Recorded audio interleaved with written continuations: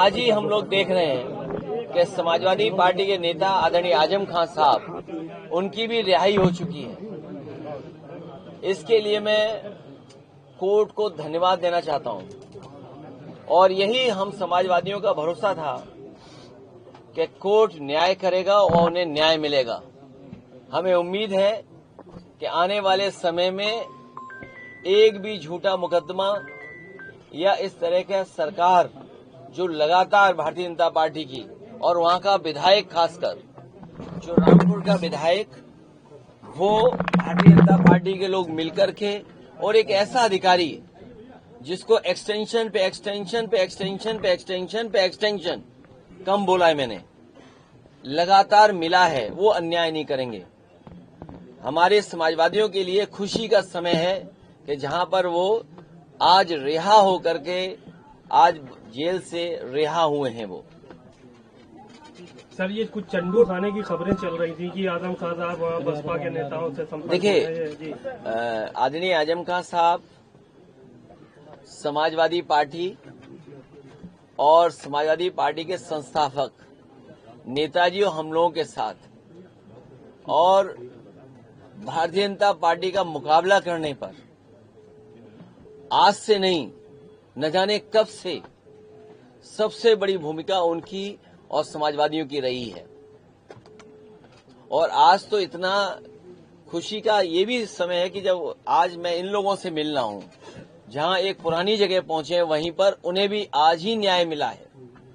और हमें उम्मीद है कि आने वाले समय में उनके सभी मुकदमे खत्म होंगे और समाजवादी सरकार बनने पर जिस तरीके से मुख्यमंत्री जी ने अपने मुकदमे वापस लिए, उन्होंने न केवल अपने मुकदमे वापस लिए हैं बल्कि डिप्टी सीएम के भी मुकदमे वापस लिए हैं, तमाम भाजपाई नेताओं के मुकदमे वापस लिए हैं।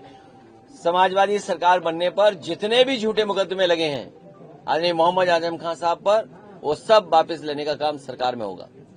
खाली आजम खान साहब के या फिर तमाम ऐसे लोग और भी हैं जिन पे नहीं, जो जिन पत्रकार साथियों पे भी झूठे मुकदमे लगे हैं उनको भी छोड़ा जाएगा।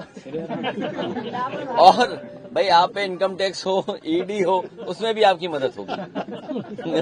इलाहाबाद हाईकोर्ट का जो ऑर्डर आया है, अब उसमें उत्तर प्रदेश गवर्नमेंट ने कहा है कि पॉलिटिकल रैलीज में भी जातियों का शब्द इस्तेमाल नहीं होगा।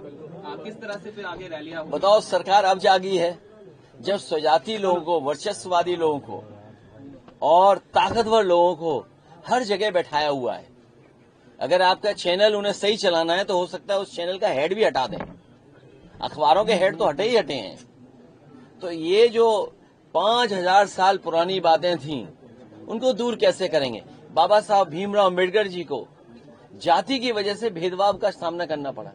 एनिमिलेशन ऑफ कास्ट उनकी जो किताब है, निबंध है, ऐसे वो पढ़ने लायक है कि किस तरह जाति के आधार पर भेदभाव हुआ है, लोग अपमानित हुए।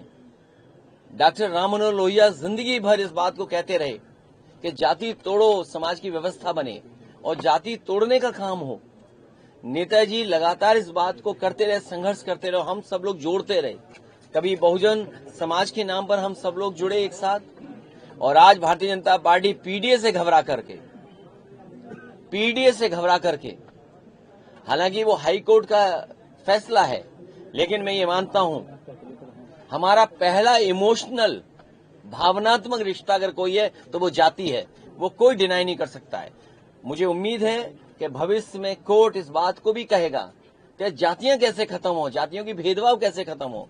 कोई हमें जाति के आधार पर हमारा घर मकान न धुलवाए, कोई जाति के आधार पर प्रतिमा न धुलवाए, कोई जाति के आधार पर अगर मैं मंदिर चला जाऊं तो मंदिर गंगा जल से न धोए।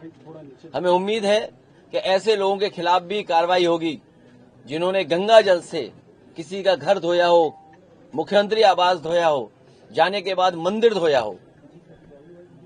मध्य प्रदेश में 2 दिवसीय आप लोगों का ए, तुम कहाँ भाग गए मध्य प्रदेश? छोड़िए मध्य प्रदेश।